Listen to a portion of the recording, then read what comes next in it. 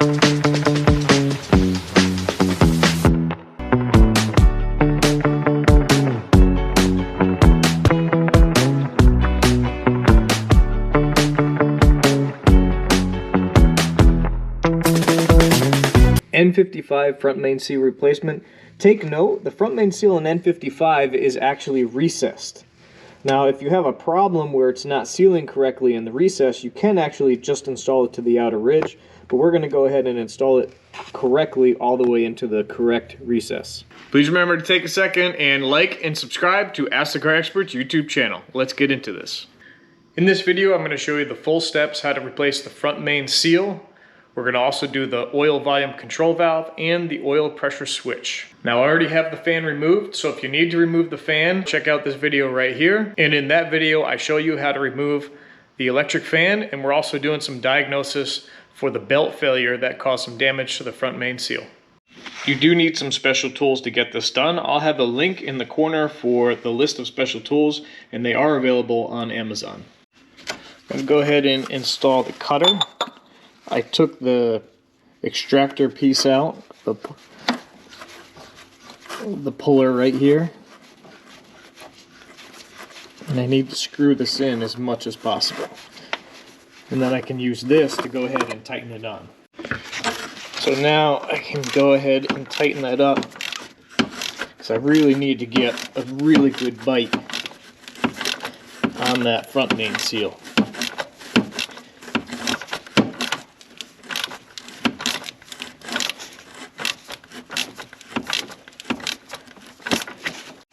Now that I have it good and tight, I'm going to go ahead and install the extractor.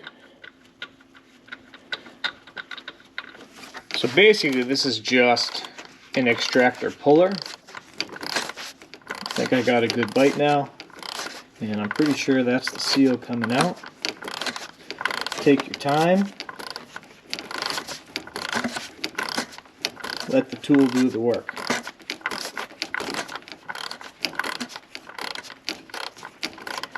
And if you had a front main seal leak, this is what you would do. Or like in this case, the belt came off and it's compromised, so it needs to be replaced. Thankfully, no belt material got into the engine, because if it did, I'd have to drop the oil pan also.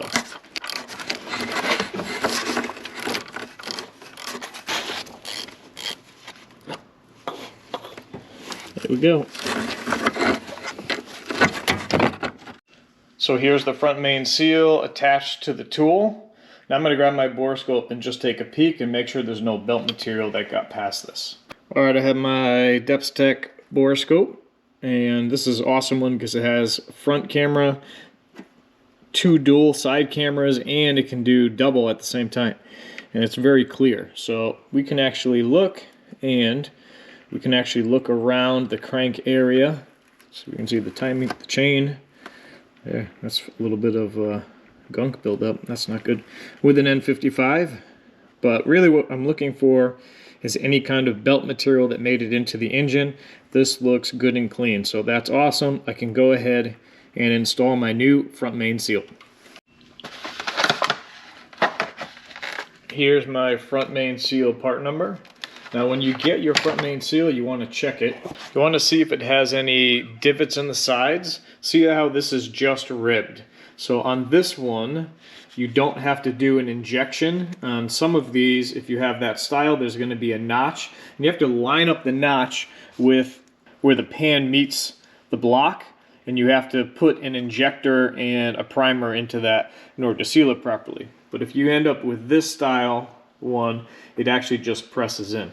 And actually this plastic piece is a tool that's going to help you install it, at least get it started. So I don't know why they come backwards, but this has to fit over the hub right here, and then your seal, which actually was backwards on this, comes off. And you want to make sure the lip looks good and everything looks fine. There's no deformation anywhere, but this actually will slide over the front here carefully, so you don't fold anything over, nice and even. And that's going to help us to slide it over. And we can apply a little bit of grease on this, and that's going to start us over the hub. This is going to go right up against the hub at the crank. So you can see I put the tool right over the hub and I just push the seal back, and I'm going to just push this back into place to get it started. So you get it on as far as you can, and then you get that white tool out of the way. Now you need this piece and 2 screws. So then you install this tool over the hub and you tighten down two screws that attach directly to the hub. You know, you have multiple spots that this will line up with. You only need the 2, and make sure not to over tighten because the threads only stick out just a tiny bit. Then I have my plastic cup with the area that's going to push that into the correct depth. And that just goes over and line that up. I'm going to take my nut that goes with the kit and not drop it and screw that right on. You can see this has a bearing built into it, and that's going to apply nice even pressure for when I draw this in. I'm going to just tighten it as much as I can by hand, just to have everything nice and even. And yes, I lubricated everything with fresh oil.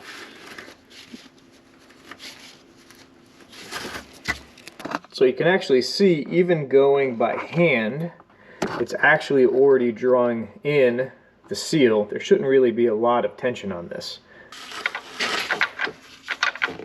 So actually, I don't even have to use a wrench. I can actually put this in by hand. It's a good thing, so I actually don't have this right size with me at home.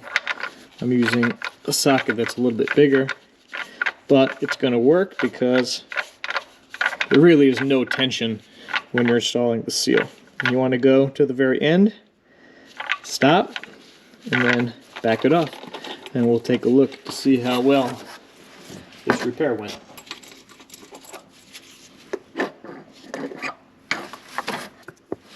And that's it. We have that nice recess. We'll take a look at it with the Borescope, but that looks nicely installed. It looks good from here. All right, loosen the screws on the installation tool. You can see right here on this tool, there's very little threads that protrude. That's why you got to be careful. If you just torque this down, you're going to strip either the tool or you're going to damage your hub. And that's even a bigger repair if you do that. You have to actually replace that hub.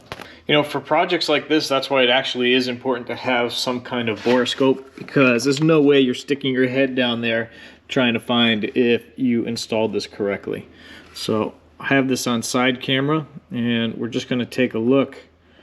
Hopefully I can hold this and look at the same time, but I'll show you guys and then I'm going to look very carefully. But it looks good. We're looking to see if the lip is folded anywhere, and it looks good everywhere. See how I can see around there? That all looks good. That looks good. The install looks perfect, and that's what you're looking for. If you have any spots where that lip got folded incorrectly, you're better off just getting another seal and give it another shot. But most of the time you can get this with one shot as long as you have the correct tools. So part of this repair, I'm also going to replace the oil control valve, and then I have a new screw for the oil control valve. While I have everything apart, I found some oil in the connector of the oil control valve. That can fail and push oil into the harness. We're going to clean the connector and replace the oil control valve. So the oil control valve is held on just by an E8. There's a screw right here. On the N55, it's located in the front of the block on the passenger side right here, and that does control how much oil is getting into the engine. And if you have some weird oil pressure faults, this could be the culprit. Alright, so the oil control valve, let's see if I can get in here, can be a little bit of a pain. So I'm just going to use a wrench and gently clamp it, and I'm going to do the wiggle. You know, you need to work this free. Sorry I got you jammed all up in here, but I want to show you how I did this. So I used some vice grips, I gently grabbed it, I made sure that I could wiggle the volume control valve, right, the oil control valve right here, so it was free, grabbed it gently, then took a small pry bar and wiggled it and pried on the back side just enough while I was wiggling it, and she finally gave up and came out for me. So now I'm going to go ahead and remove the oil control valve right here. And as you can see, the oil control valve is just an oil solenoid. It's got some screens on it, so it could get clogged if you had some debris, and then you'll end up with some oil pressure faults. So I have a new one here. I'm going to go ahead and lube the seal up and get that installed. Here's a comparison between the old and new. You can see it comes with a nice fresh seal. The seal is definitely tired. It could also cause a leak, but it's not super common. But I actually have seen a few oil control valves leaking, and I make sure that I'm going to put some fresh, clean oil on this before I install it. Okay, I'll lubricate it with some fresh, clean oil. Ooh, my cover on my GoPro light just fell off. Let me grab that. I'm going to slide that into place, and it went relatively straight up. And then I'm going to put the screw in to find the spot, and then go ahead and gently tighten this down. While I have my Borescope out, let's take a look at what it looks like where that oil control valve goes. So right there, you can see that's the upper screw holder. It's just a bore right there where it goes. So you can see all this yuck around it. Looks like it has actually been leaking. I'm going to go ahead and wipe that down and then install the oil control valve. Now when I have something that's a small e-Torx like this, I always like to replace the screw because it can actually get stripped a little bit just from the dirt and debris. So it's just a good idea to put a new one in. See right here, there's the oil control valve, and I have my E8 in place. I'm going to go ahead and gently snug this down. I believe this is going to be about 10 Newton meters. Now for something like this, it's not a super critical torque. I'm just going to good and tight it. And that's it for the oil control valve on an N55. Not too bad. So keep in mind the connector had oil in it from the leaking oil control valve. So I'm going to use some electrical contact cleaner and spray the connector out really well. And then I'll let it dry, or I can blow it out. But you're definitely going to want to clean the pins out. On your BMW N55, or realistically this could be an N52 or any vehicle that has this style oil pressure switch, unplug it and make sure you don't see oil in the connector. If you do, oil can actually push through your connector and all the way up to your engine computer and actually cause damage to your engine computer. So thankfully I caught this before that happened, but I'm going to have to clean this connector and replace the oil pressure switch. This is the part number of the oil pressure switch on this N55, and here's my new part right here. You're going to want to use some electrical contact cleaner to clean this all up. Now the best way to get this off, you're going to need a 24mm deep socket. So I'm going to go ahead and take the air box off just by unscrewing this clamp right here and popping off. I've already popped the fresh air pipe off right here. Don't forget to wiggle off this rubber piece right here. And you have a few more connections back here with the same style rubber holder that you have to wiggle off just like that right there. Alright, now that I worked that free, it's just these rubber pieces that hold it on these nubs right here. Now I can pop this out of the way, and it really opens everything up. Now I'll have room to put my socket here and replace the oil pressure switch. I'm also going to be replacing the oil filter housing gasket. I already have a video on this, so I will put a link in the corner here. I'm also going to be doing the valve cover. There's only just a couple things different where I have to take this cowl panel off, but I have a really good video on N55 valve cover, and I'll put a link in the corner for that as well. I'm going to pop this off right here and just move that back. That's going to give me room to get my socket on there. And just going to pop that free. Once it's free, it's pretty easy to just back off by hand, no problem. And we can take a look at the pins on the other side, and this one was absolutely leaking. You can see right in there, it's actually full of oil inside. And the oil, obviously it's under pressure right through here in this nub, in this opening, and then the oil pressure can actually push through the wiring harness and get into your engine computer. Here's the old and the new.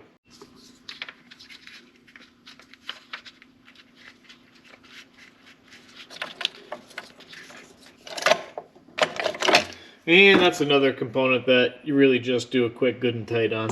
So it looks like the weather tight seal has slid out too. I'm gonna just try to see if I can get that to go back in.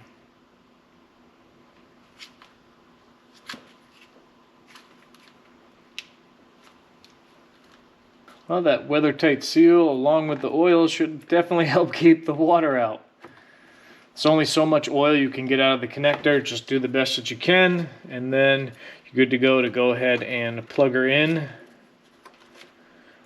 all the way, lock it down, install the air box, and you're good to go. Now, if you're really concerned about oil getting into your engine computer, you would have to replace the sensor system harness, which is rather extensive because it goes throughout all the sensor system down to the transmission and oil level sensor. So it's going to be a little more involved if you're going to go that route, just to ensure that the oil doesn't make it to your engine computer. You can also check your engine computer by unplugging the connectors to see if there's any oil in the engine computer already. Next, I'm going to replace the two idler pulleys. In the next N55 video, I'm going to show you how to replace the idler pulleys and the tensioner and the belt.